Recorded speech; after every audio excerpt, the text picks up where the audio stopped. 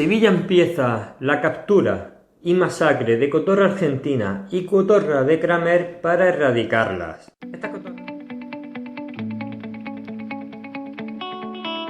Estas cotorras son especies exóticas invasoras aquí en nuestro país, pero no llegaron a nuestro país por sí mismas, ya que son aves sedentarias.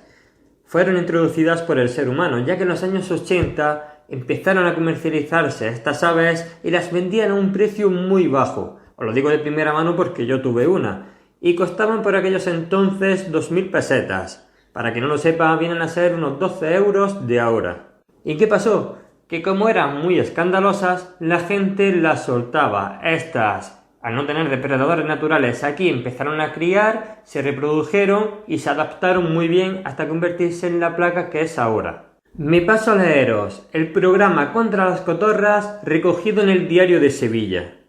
El ayuntamiento ha licitado el contrato para ejecutar un programa integral del control de las aves exóticas invasoras, cotorra de Kramer y cotorra argentina, y para acometer acciones simultáneas que favorezcan a especies autóctonas insectívoras, y principalmente al cernícalo y al murciélago nóctulo mayor.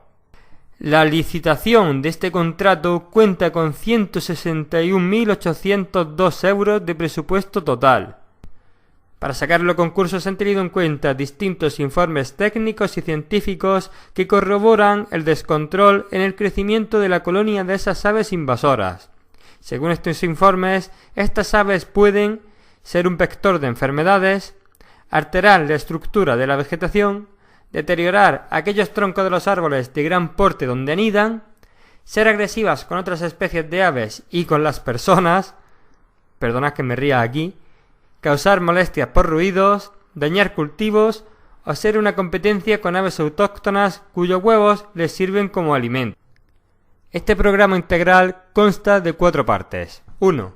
Labores de divulgación y concienciación de la salud pública destinadas a la ciudadanía en general y centros educativos en particular, primaria y ESO. Aquí voy a hacer una pausa. Si la divulgación y la concienciación es esto, vamos mal.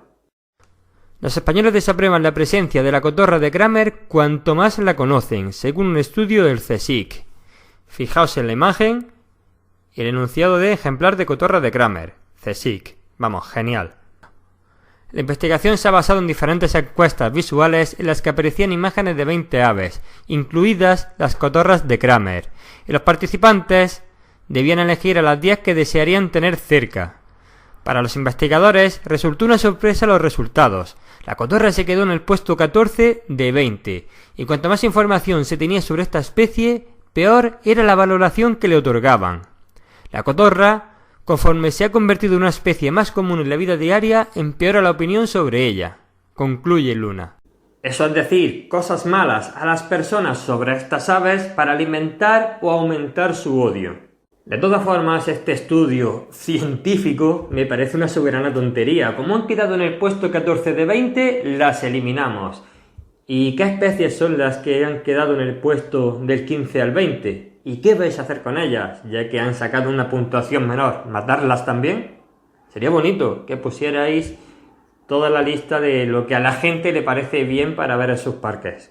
En este otro artículo, también presentado en el Diario de Sevilla, nos dicen que la cotorra de Kramer es la causante de desplazar al murciélago nóctulo gigante. Y nos presentan esta foto con esta descripción. La cotorra de Kramer desplaza a los murciélagos del parque. El estudio científico ha sido desarrollado durante 14 años por la Estación Biológica de Doñana. Fijaos en la foto y lo que dice aquí. Un ejemplar de cotorra de Kramer posado en la rama de un árbol junto al archivo de Indias. Juan Carlos Muñoz. 14 años estudiándolos y no sabéis que esa no es una cotorra de Kramer, eso es una cotorra argentina. Y esto es una cotorra de Kramer. Dos especies de continentes diferentes con comportamientos muy diferentes, sobre todo en la nidificación. Es cierto que hay indicios de que las cotorras de Kramer desplazan al murciélago autóctono, ya que se apoderan de su lugar de nidificación o le atacan cuando ven en peligro o se acercan demasiado a su lugar de nidificación. Pero esto no es algo que las cotorras hagan por divertirse, no atacan por atacar, siempre hay un motivo.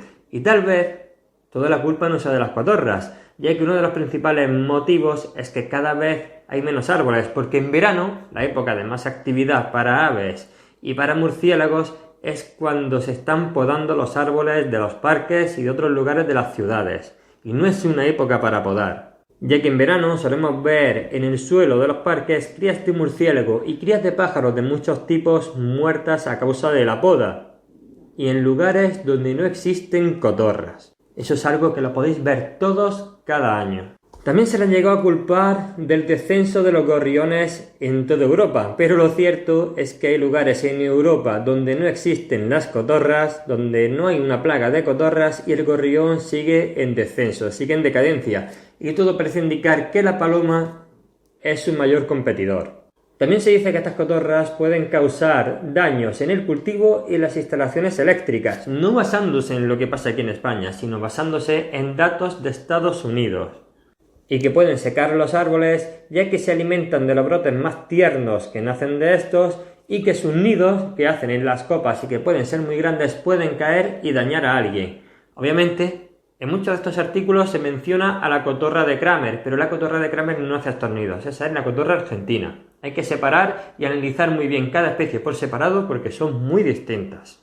A continuación, en la caja de comentarios y en la descripción, os voy a dejar un enlace o varios enlaces donde hay artículos que demuestran que los datos científicos de aquí de España no son datos científicos reales, sino que son datos anecdóticos, y que estas aves no son competencia para otras aves ni dañan los cultivos. La cuestión aquí, es un punto muy importante, es que están mezclando a las dos especies, Kramer y Argentina, y hablando de divulgación y conocimiento, cuando verdaderamente están demostrando que no tienen conocimiento de estas dos aves, que son muy diferentes, como ya he mencionado. Primero, la cotorra de Kramer sí que puede ser un problema para el murciélago noctulo mayor, ya que ésta sí anida en las cavidades de los árboles, así que puede ser una competencia y lo es para él.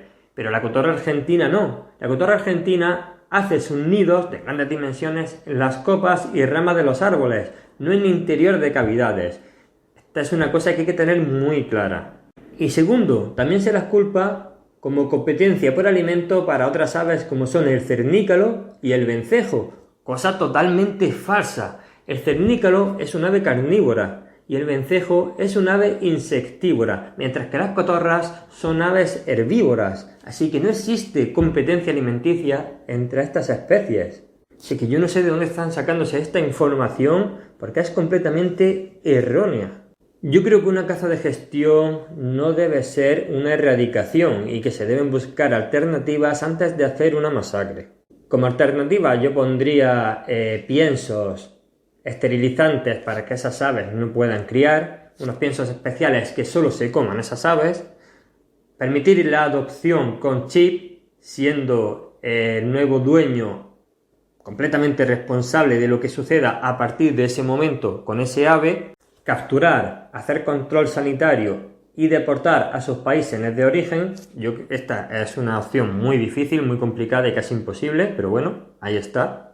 Y otra, crear un santuario para estas y otras aves, un santuario de grandes dimensiones. Imaginad, por poneros un ejemplo, una hectárea, 10.000 metros, con árboles dentro, todo cercado para que no se puedan escapar de ese gran recinto y que allí habiten cotorra de Kramer, cotorra argentina, gorriones, vencejos y otro tipo de aves para hacer un estudio exhaustivo de cómo las especies invasoras afectan, si las afectan, a las especies autóctonas y si las autóctonas pueden proliferar en contacto con esas especies invasoras. Y al mismo tiempo que también a nivel del suelo sirva también como refugio para otras especies que se les considera también exóticas, invasoras y centro de recuperación de especies de otras especies autóctonas.